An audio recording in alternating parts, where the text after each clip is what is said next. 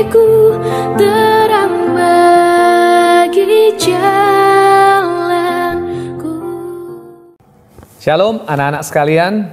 Sebelum kita belajar, sebelum kita masuk dalam kegiatan belajar mengajar ini, kita mau mendengarkan firman Tuhan yang akhirnya memperlengkapi kita. Mari kita sama-sama berdoa.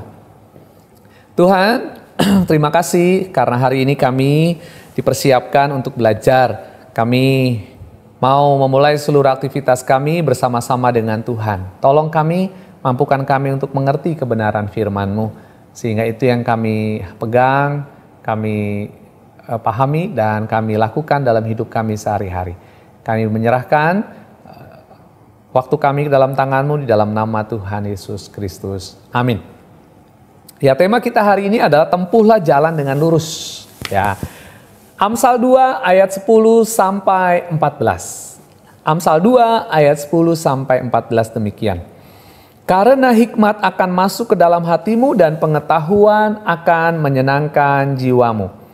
Kebijaksanaan akan memelihara engkau, kepandaian akan menjaga engkau, supaya engkau terlepas dari jalan yang jahat, dari orang yang mengucapkan tipu muslihat, dari mereka yang meninggalkan jalan yang lurus dan menempuh jalan yang gelap, yang bersukacita melakukan kejahatan, bersorak-sorak karena tipu muslihat yang jahat. Ya, anak-anak sekalian, salah satu tanda orang berhikmat adalah moralitasnya. Hikmat memang menjadi rambu-rambu moralitas bagi orang yang bersedia hidup di dalamnya. Nyata bahwa selain memimpin orang untuk menapaki jalan yang benar, kalau kita punya hikmat, itu juga melindungi kita sehingga tidak melangkah di jalan yang keliru. Dan ini keren banget loh ya, memiliki hikmat ini. Hikmat itu seperti setir mobil yang otomatis gitu ya, yang mengarahkan kita ke jalan yang tepat gitu. Seperti GPS yang memperlihatkan seperti ini loh. Walaupun GPS sekarang kadang-kadang ngaco ya, tetapi hikmat nggak pernah ngaco. Dalam bacaan ini kita melihat bahwa orang yang berhikmat itu akan dijagai dari pengaruh orang-orang yang menyukai kejahatan. Akan dijagai. Kenapa? Karena dia menjaga pergaulan dengan baik. Tentu ini juga bicara tentang anak-anak yang bergaul. Bergaul itu perlu, bergaul itu penting. Tetapi bagaimana bergaul yang baik? Itu membutuhkan hikmat. Nah, siapa yang disebut dengan mereka yang suka melakukan kejahatan itu adalah yang menghindari pimpinan Tuhan, yang menolak Tuhan, yang berlaku seenaknya. Mereka memilih jalan sendiri, yaitu jalan yang menuju kegelapan. Kitab Amsal mengatakan bahwa orang yang menyimpan hikmat dalam hatinya akan dapat menghindari perempuan jalang dan perempuan asing yang berusaha merayu di ayat 16. Mungkin nih yang dimaksud adalah perempuan non-Israel ya, yang bukan dari bangsa Israel yang dinikahi oleh laki-laki Israel. Sebenarnya pernikahan campur semacam ini mengandung bahaya karena perempuan-perempuan ini tidak percaya Tuhan, lalu mereka bisa mempengaruhi keluarganya dalam hal iman. Ada contohnya banyak ya di Alkitab. Yang paling terkenal saja misalnya Salomo. Wah, orang mengenal Salomo itu seperti orang yang paling berhikmat. Keputusannya luar biasa. Tetapi dia mengalami kegagalan di hari tua. Apa itu? Ketika dia meninggalkan hikmat dan mengabaikan perintah Tuhan. Dia menikahi banyak sekali wanita dari mana-mana yang tidak percaya kepada Tuhan. Dikatakan bahwa di sisa hidupnya Salomo malah menjauh dari Tuhan dan menyembah Baal. Waduh, kenapa? Karena pengaruh istri-istrinya. Nah, jadi jangan kita meninggalkan hikmat, termasuk di dalamnya memilih pasangan sekalipun, supaya masa depan kita itu baik.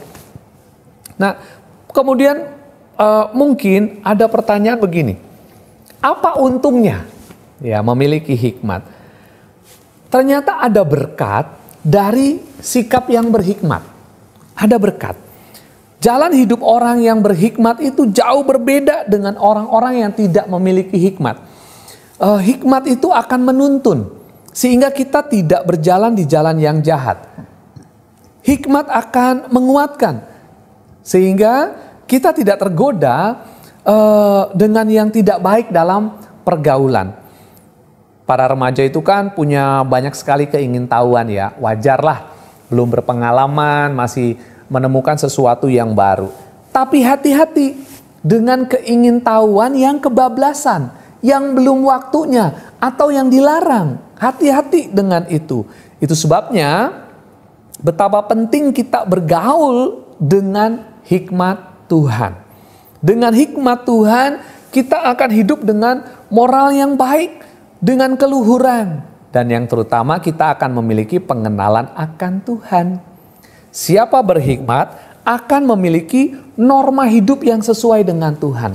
Kadang-kadang kita berjumpa dengan remaja yang masa bodoh gitu. Orang-orang yang bengal di jalan tuh ya. Kita sebut saja orang yang senang tawuran. Mereka nggak peduli mereka merusak apa, merusak siapa, barang dagangan orang hancur, bodoh amat. Itu karena mungkin mereka sudah kehilangan hati nurani. Mereka nggak peduli dengan orang lain. Bayangkan kalau kehidupan kita yang dirusak, diganggu oleh orang lain. Kan kita nggak seneng. Kalau kita punya misalnya lagi naik motor begitu, tiba-tiba ditimpuk orang tanpa sebab. Rasanya kan marah, jengkel. Sama ketika kita tidak memiliki hikmat, kita ngomong seenaknya, kita komentar seenaknya, kita menyakiti orang lain. Itu sebabnya betapa perlu hikmat di dalam kehidupan kita. Ya, tentu saja menyenangkan kalau kita bisa punya hikmat. Rasanya itu enak banget ya, karena kita bisa melakukan segala sesuatu itu tepat pada waktunya. Itu menyenangkan. Kadang-kadang kita ketemu dengan orang yang bisa memutuskan dengan sangat baik. Kita berjumpa dengan orang yang perkataannya itu bijaksana sekali gitu ya. Dan ini tidak dipengaruhi karena dia pendidikannya hebat, ya bisa saja sih, tetapi tidak selalu. Saya berjumpa dengan seorang ibu yang sangat sederhana. Dia hanya seorang penjahit. Dia tinggal di gang yang kecil. Dia tidak berpendidikan tinggi, hanya sampai SMA saja. Hidupnya susah memang, tetapi dia banyak dijumpai atau ditemui oleh teman-temannya untuk dimintai nasihat. Ya. Kenapa? Karena dia selalu bisa memberikan penghiburan yang baik, nasihat yang baik, tutur katanya baik. Orang-orang senang ketika dia berbicara. Lalu ketika mereka punya masalah, mereka datang ke ibu ini. Dari mana datangnya? Hikmat. Karena dia memiliki hikmat untuk berbicara dengan tepat, di tempat yang tepat, dengan kata-kata yang tepat. Nah, kemudian pertanyaannya begini, bagaimana caranya mendapatkan hikmat? Ya, kita belajar bahwa untuk memperoleh hikmat harus ada usaha yang serius. Tidak kenal lelah, bersemangat, terbuka, membuka diri kita itu untuk dipimpin oleh Tuhan. Mencari hikmat itu melibatkan pikiran, indera, hati, dan juga kemauan.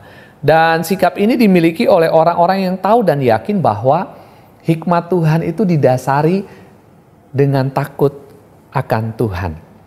Itulah sumber hikmat. Nah, karena hikmat itu bersumber dari Allah, ada implikasinya. Kalau kita mau mendapatkan hikmat, kita perlu menyediakan waktu untuk mendengar firman Tuhan dengan sungguh-sungguh dan teratur. Ya, harus ada waktu. Kita perlu membuka hati dan pikiran kita untuk mempelajari firman Tuhan. Kita perlu menyediakan waktu untuk bersekutu dengan Tuhan di dalam doa dan persekutuan pribadi kita dan melakukan firman Tuhan itu setiap hari. Ya.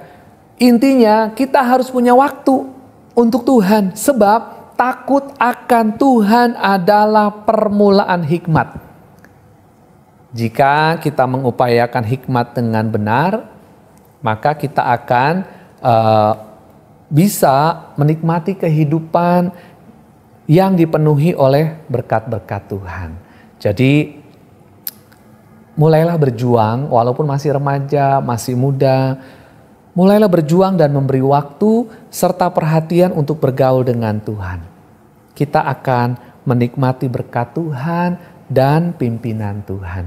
Kita akan ditolong oleh Tuhan dalam mempersiapkan masa depan kita.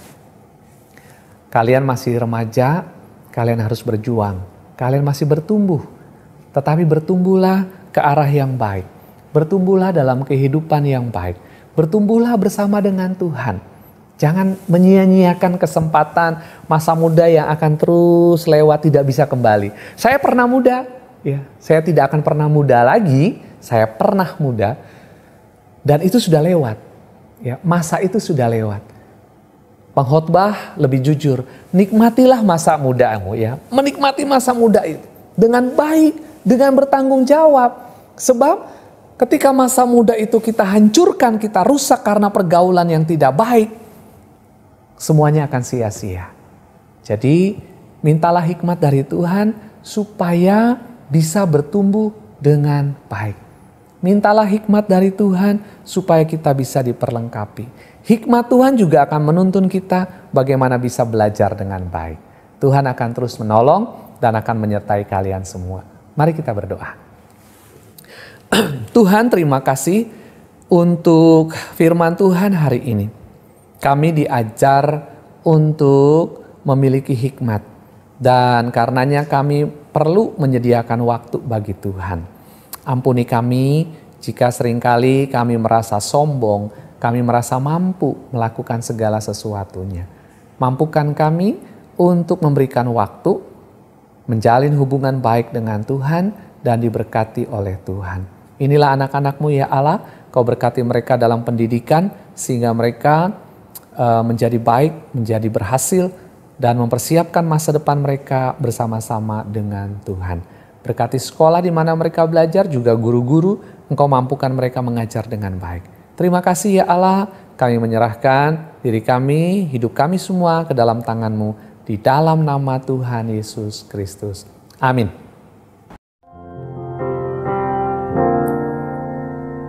Firman-Mu pelita bagi kakiku, terang